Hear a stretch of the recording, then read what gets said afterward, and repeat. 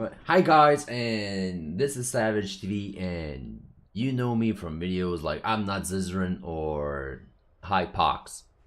And today we're gonna talk about a WIndripper guy. Actually, all about all the WIndripper guys there is, and how I took my take on the passive skill trees, gem setups a little bit, but it's pretty much generic. But first of all, I'll try to make a quick guide, like a leveling guide, atlas, everything. So let's start as leveling gear and skill trees, like skills. What skills you should use for leveling. Leveling gear, since it's not gonna be your first character, obviously, because it takes investment. Approximately, if you want 1/6 link and the jewels are pretty much like 10-12x. That's all you pretty much need for burial chambers. Actually, that's how much I've spent on this character. First of all, let's say it's your first character, then don't do it. If it's your second one, listen up. Leveling gear, pretty much generic. Tabula Rasa, Gold Rim, Wanderlust. Loctonial's Caress is beast.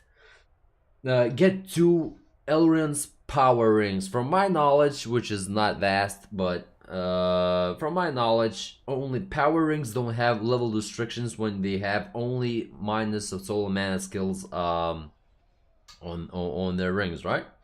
So get 2 of those, it'll be set up for level 30 easy. Get a Quill Rain. Whatever the rolls, you pretty much need only the attack speed, because I think the physical and yeah, the projectile attack speed is like rollable, but I wouldn't care. And that's pretty much it. You level with like split arrow or ice arrow with lesser multiple projectiles. That's whatever. I do split arrow, add cold damage, then get like an added fire in it. Onslaught. Don't forget Mirage Archer. This is your most, I don't know, helpful skill ever. And then the whole goddamn game, pretty much, as a WIndripper character. Then at level 10, get Hero's Bite. That's all you need as a bow character. You have life gain on hit.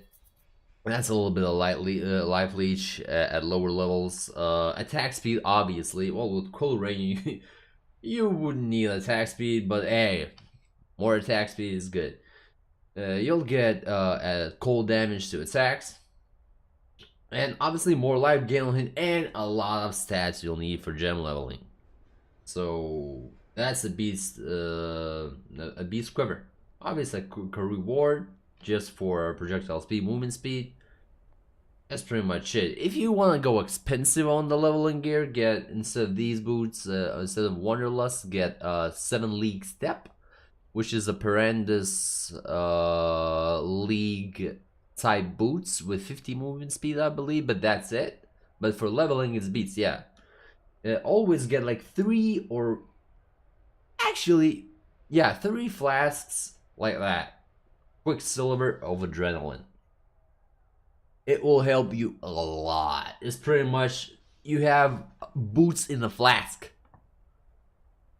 It's yeah, it sounds like that. So it's boots in the flasks. As I said, for leveling up to 12, level 12, just go split arrow, LMP, volley, just go nuts, because you pretty much have damage, all the damage you need from level 5 with Quill Rain. Up to level 5 level with any bow, the starter bow, because at level 5 you should be somewhere close to ledge, or maybe in the submerged passage, so you'll put Quill Rain on it, just instantly kill everything.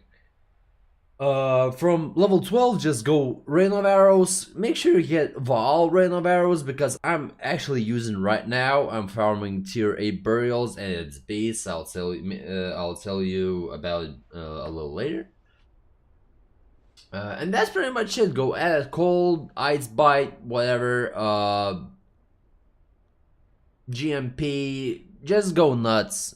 you don't need to buy any specific gems. If you have the currency, obviously, yeah, get like level 1 and quality 20. But yeah, I wouldn't. I would just go buy 20 gems while I have the currency because you'll have enough damage for that. Second of all, items for burial farmers. We can like X that, and that's how your pretty much budget version ish should look like. I'm farming tier 8 burials. You can farm tier 3 for just doctors, but you'll get less mods, less quantity, unless you all them go nuts like 8 mod on them. Well, alright, it's up to you. It's more currency invested, and well, you'll get map sustain. But about map sustain, I'll talk a little later. Let's go through the gear, right? Obviously, the WIndripper. Get as good rolls as you can. I have like pretty decent one ish, except the cold damage or whatever, right? Venter's Gambles. Venter's Gambles. This is pretty much a lottery of grinding gear games, right? Except for like RNG, but whatever.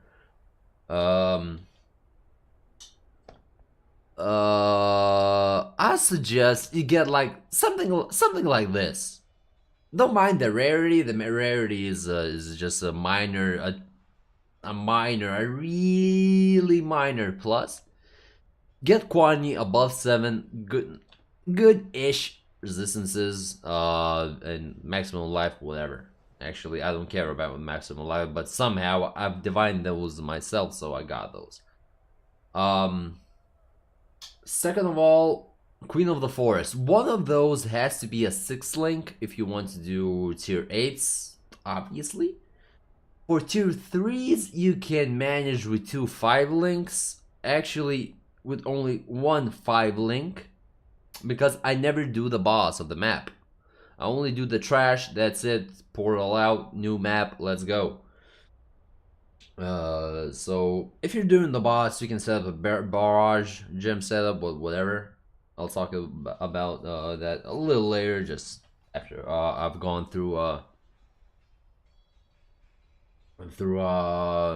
this gear setup. Now, Devolver's Devotion, the helm to go for WIndripper.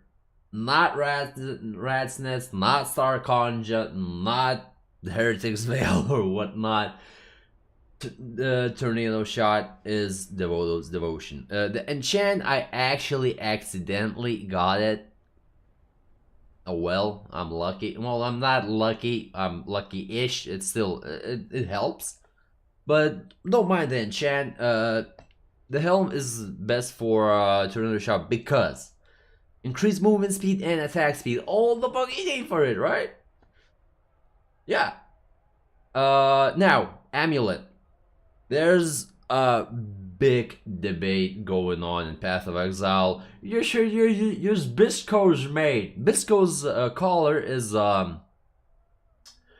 amulet that gives you high quantity against normal monsters and rarity against like I think 100 rarity against magic monsters. But every pretty much big streamer, big player that has, or at least a player that has knowledge in the game, knows that base quantity is better because it's it boosts up the stats from the monsters that you get your loot at most. That's for rare monsters, unique or whatever. Bisco's doesn't affect that, and Bisco's affects quantity on normal monsters, which pretty much if the map doesn't have 100 quantity on it, they're not gonna drop an item at all. Why the hell you need that shit? And base quantity is for everything, right? more 6 sockets, whatever. Actually, it's been proven that more 6 sockets drop on higher base quantity. That's your main income. But other than that, whatever.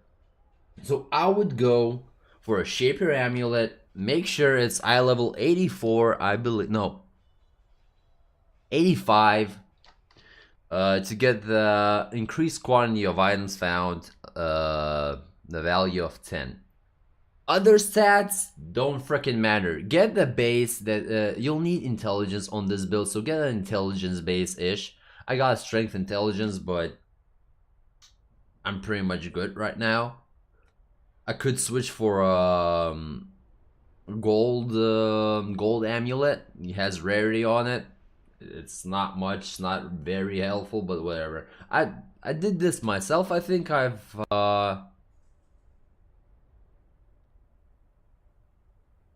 actually, I think I've crafted this amulet myself. I slammed it and I got increased attack speed. So my amulet was quantity, rarity, movement speed. All you need for a magic find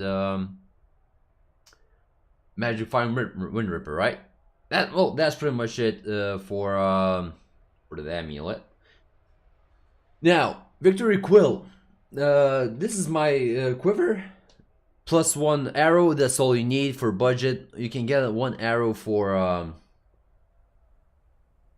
you can get a quiver for like 60 ish. It has above the base, I think. For to get a quiver you need item level 80 base.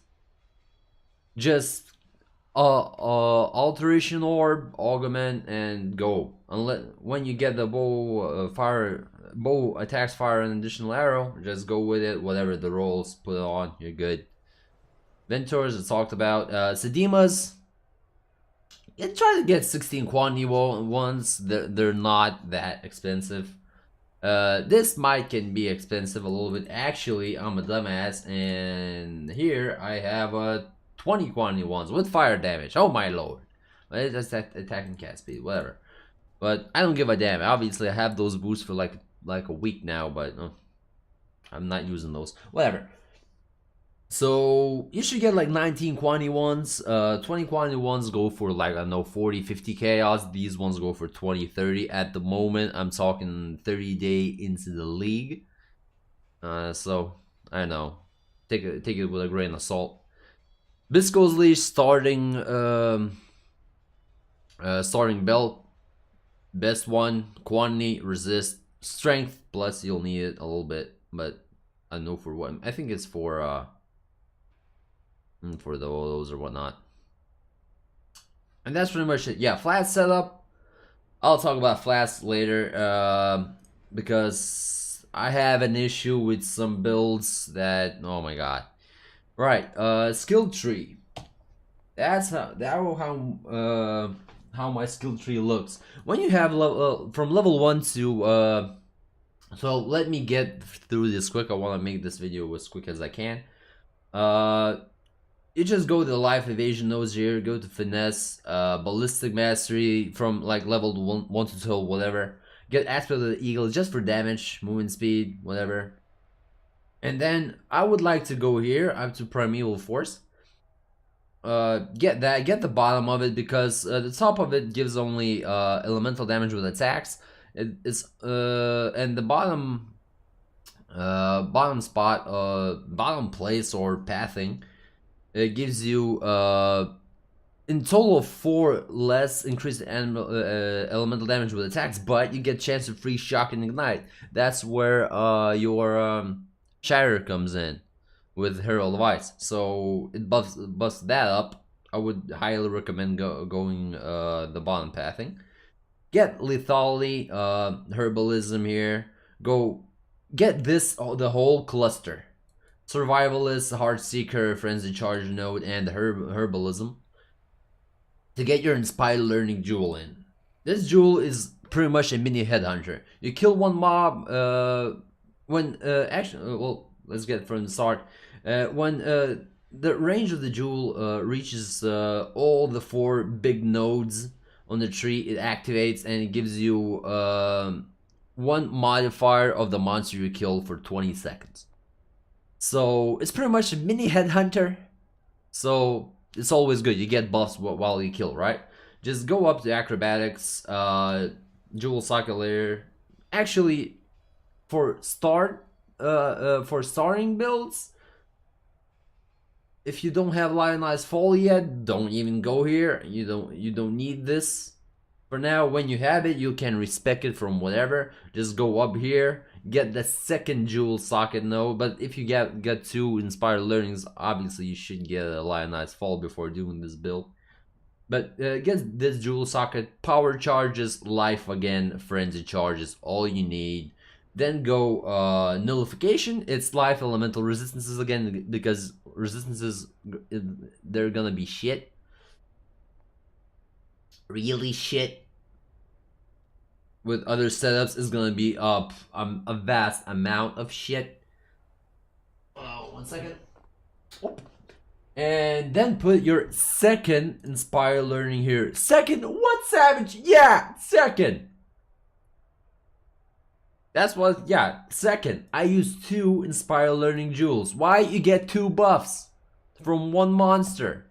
That's beast. I can show you like a minute burial chamber run really quick later on. Just go shadow here from cold-hearted calculation, assassination, trickery, coordination through blood siphon. That's pretty much all you need. Get these nodes. Then actually, F that. Don't even go here. Actually, if you need intelligence, do it. But then, from this part on, you got to go dexterity here through this pathing. Get thick skin instantly. You should actually, I want to say go here, but no. You should get here. The Fury Bolts. Get your Art of Gladiator. Then go to down here. Go get Point Blank because it's a beast damage boost. Your Jewel's Locket here, and then Fangs of Frost. I see many Tornado Shot builds not using this, and I was like, why? Because Tornado Shot mostly, as you see, most of your damage comes out of cold damage. So you have to boost your cold damage, right? This is cold. It's cold penetrate. Damage with weapons penetrate 8 cold resistance. 30 cold damage with elemental with cold with attack skills. And chill, and plus you get more cold damage. It's a total of 54 cold damage. Wow, plus pen. Wow. Damage boost. Boom, over the top. That's all you need, right?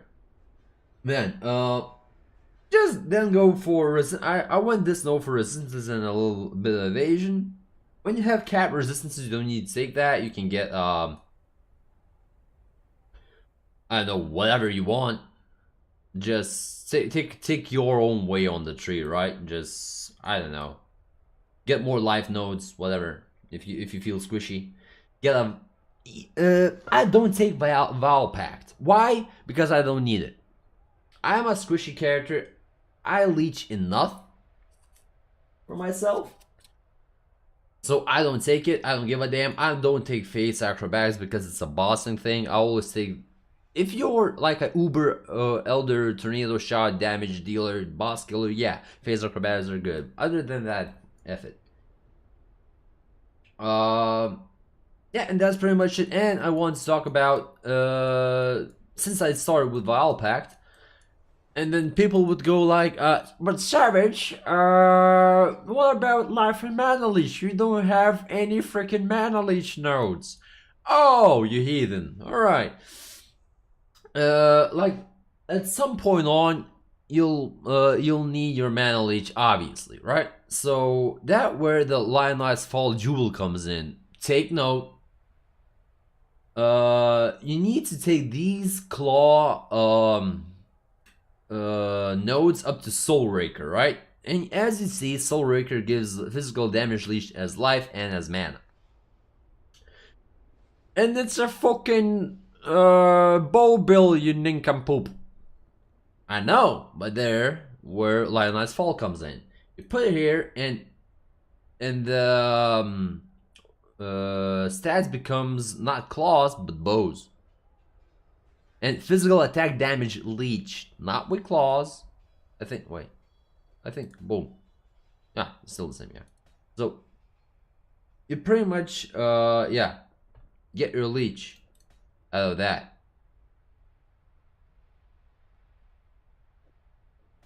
Should check that out later. Whatever. Alright, that's pretty much it for the skill tree and the jewels, unless... Look at this jewel. It's shit for me. It only has cold damage. I don't do claw attack damage, whatever.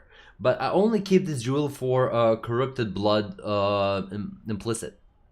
You don't need a bleed flask from further on if you have that.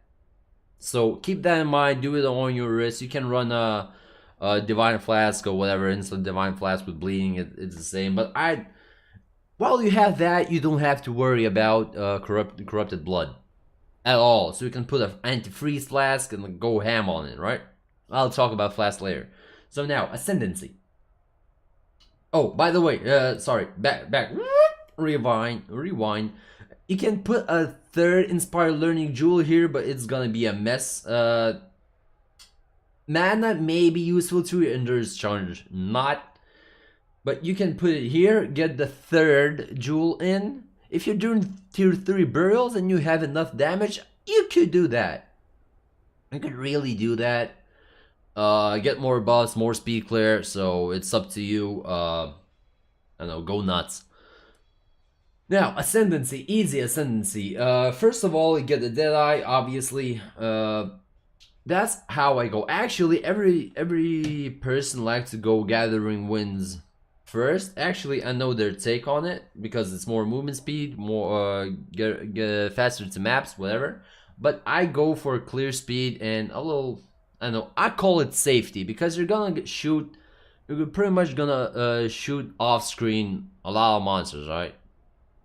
So I would go, my personal opinion, take it with a grain of salt, but I go far shot. Endless munitions. Then I go ricochet, and then I switch to tornado shot. Actually, can go the other way around. You could go ricochet and then endless munitions. And on Uber Lab, I take Gathering Winds because I like to get my Uber Lab and done by before level 75, so I can farm my burials easy, right? It's if you're like at a slower pace, you like to be safer, go Gathering Winds, yeah, obviously first, then far shot, then ricochet, obviously on Uber Lab, go endless munitions. It's a personal take on it, right? And now some you can get improvements on let's say your Sedemas, the enchant, your boot enchants, better quiver. This is budget-ish version, right? If you want to go nuts, you can get a Devote's Devotion with +2 tornado shot secondary projectiles. It will boost your clear speed by a lot. But the enchant on the helm, on this Devote's Devotion or whatever, like, yeah, on Devote's Devotion, it's pretty much the cost of your whole build. It's 26 to 35, 25 to 35 exalts. I don't know, if you're a rich bastard, do it. Now, Sedema's Touch.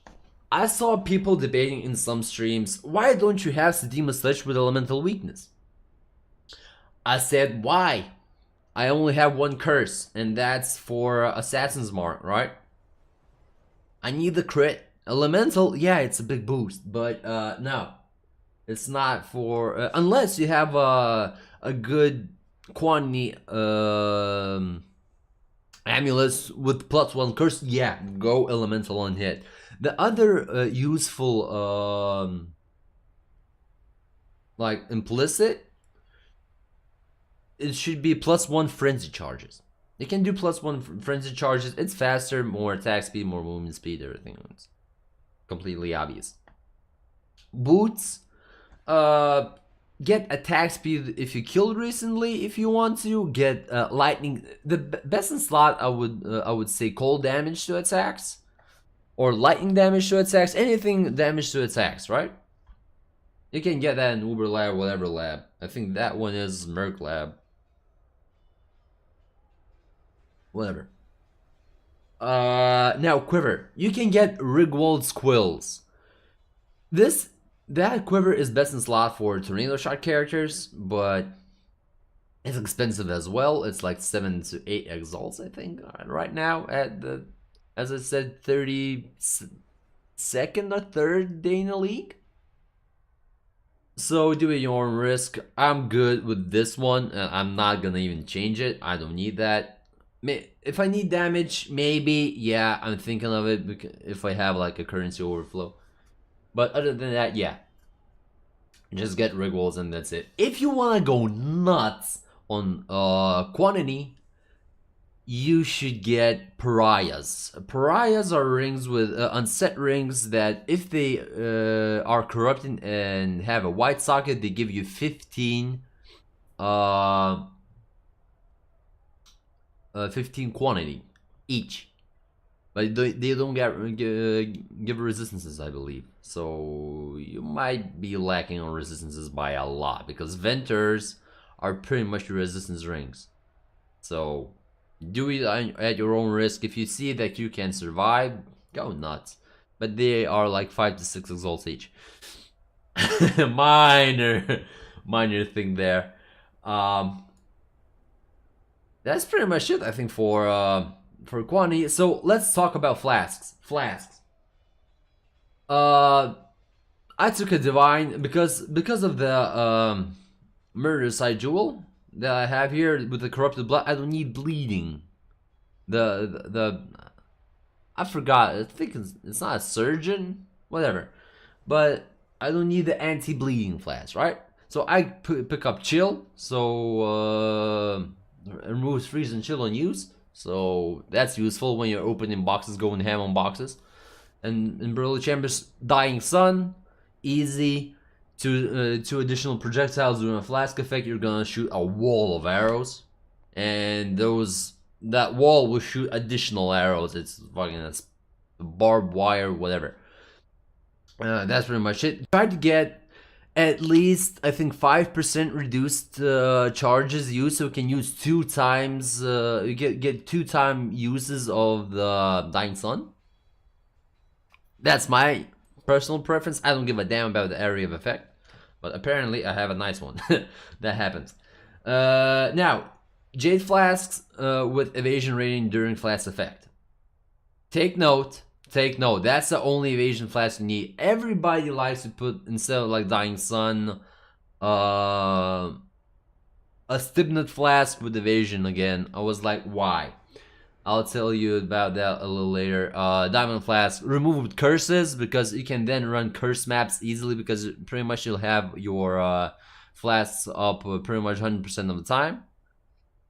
And a Chemist's Quicksilver, you can get increased effect one instead of the charges reduced.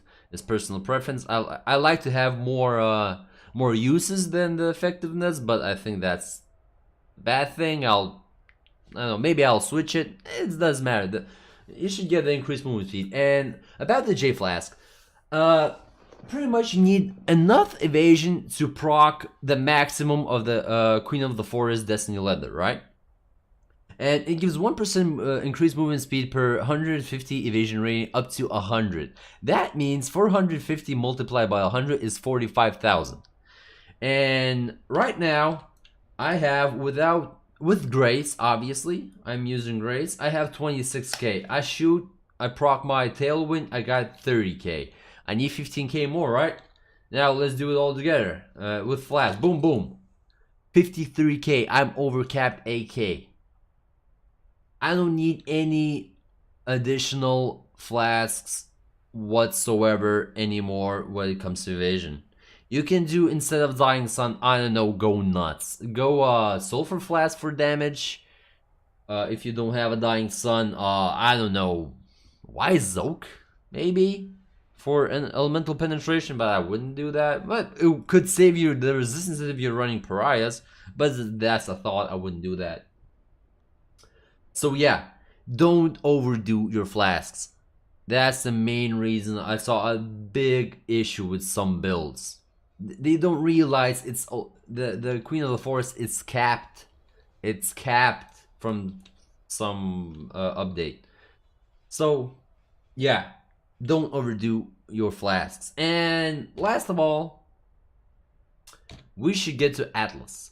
I'm farming tier 8s, so I shaped my burial chambers, and as you see, I have none of the tier 8s actually completed. None of them, except the uniques. Uniques don't matter.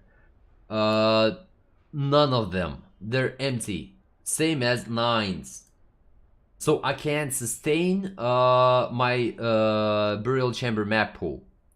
For tier 3, you should remove all tier 3 and tier 4s, and you should shape your relic chambers so it doesn't drop, because burial chambers is connected directly. It's tier 1 higher than burial chambers. You should connect this, it's connected, and you should shape it so it won't drop at a tier 3 map, right? Yeah, so that's pretty much it. And remove all the tier 4s and tier 3s from your atlas, and you will sustain your map easy. You won't have to buy a map at all.